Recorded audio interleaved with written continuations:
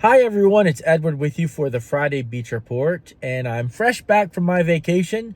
So here I am, and you might be thinking like, what's he doing sitting in a vehicle? Is it windy there or bad weather? Obviously it's sunny out, but no, it's a beautiful day, but I'm sitting inside the car because this is getting into the time of the year where we get a lot of vehicle questions when it comes to, can my vehicle navigate the 4x4 beaches?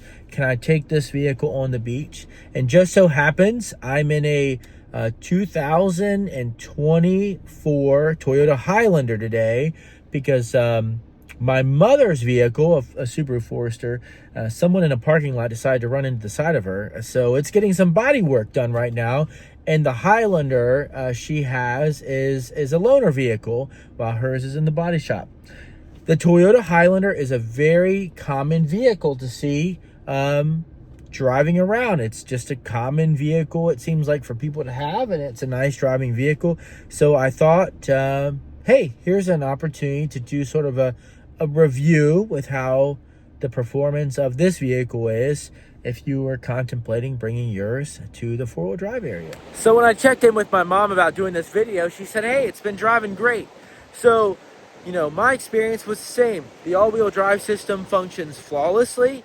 The vehicle is lower to the ground than the Subaru that she or myself drive, so that is one thing to keep in mind. It is going to drag the bottom in these deeper tracks, and so you just need to be prepared for that. As long as you're taking it really slow and easy, that shouldn't really cause any problems for you. But I did notice that the skid plate underneath is just a very thin piece of plastic under the engine compartment, so you would want to be very careful with it for driving, and I wouldn't buy it if I was living here and commuting to the beach every day.